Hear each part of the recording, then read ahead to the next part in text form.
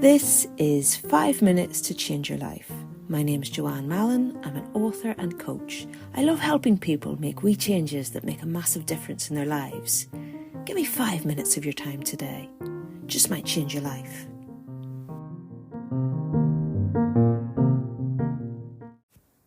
Hey, what about you?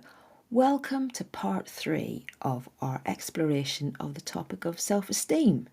In these episodes, we're thinking about how we can create better, healthier self-esteem easily. So in the last episode, I talked about how you can improve your self-esteem by taking charge of your own happiness and going out and finding some joy. And then I challenged anybody who's listening to go out and find themselves some joy. Just take charge of your happiness, go and get it, bring it home. So then directly after I finished recording, I thought, well, I'm going to do some of that. It's all very well telling other people what to do, but you've got to live it yourself as well. So this is what I did. Now, this is actually huge news for anybody who's been a long-term listener. If you've been listening for a while, then you might have heard me speaking previously about the Paul McCartney rose that I've been attempting to grow in my garden, but not with very much success. He wasn't looking very healthy. So then I appealed to listeners to just send your bestest of good magical vibes to this kind of ailing plant that I'm trying to grow. So anyway, last time I finished recording and I thought, well, I'll go and visit the rose bushes out in the back garden because they're really beautiful right now and they do always genuinely make me very happy. So I went outside and I thought, oh, do you know what? I'll go and have a look at Paul McCartney rose, see how he's doing. Now this rose, he's never actually bloomed before. But I went, I looked, what did I find? 4 wee rosebuds, all growing off the one stem. There they were, John, Paul, George and Ringo, just growing right there. And it was brilliant. Never thought I'd see the day. So I just mentioned this because if I've asked you in the past to send good vibes to Paul McCartney Rose, let me tell you that your good vibes have landed and he's now doing really well.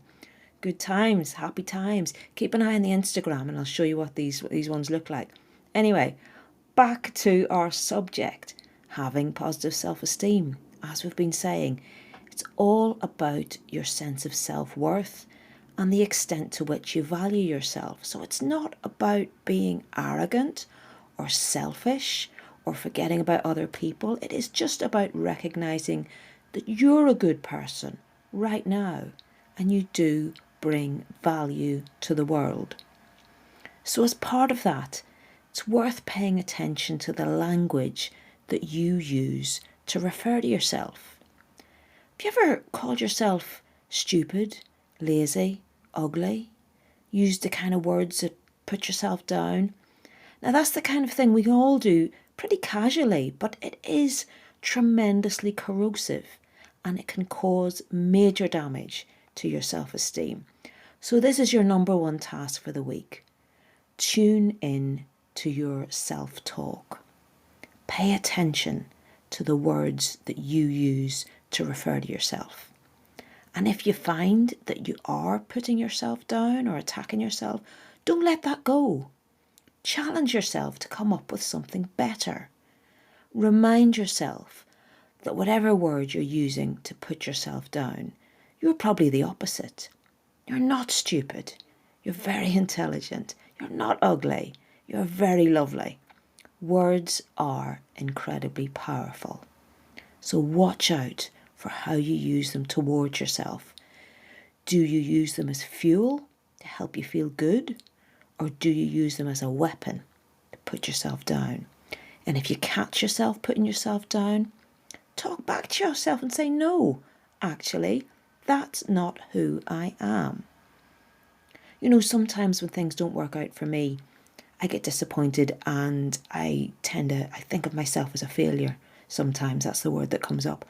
But then I also have to remind myself that there's very little in life that doesn't fail sometimes. That is just part of the process. Just like the roses in the garden. Sometimes you're growing, sometimes you're healing, sometimes you're blooming. And you don't really get to choose which happens when, so you just have to kind of hold on and go with it. It's a big subject, self-esteem, isn't it? Join me next time. We'll talk about it some more.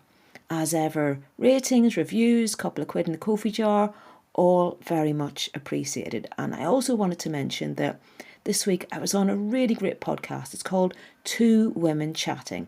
It's one that I listen to all the time, so I was super chuffed when Michelle, the host, asked me to take part.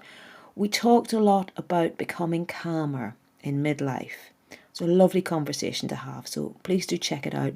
I will put a link in the show notes, and I'll talk to you soon.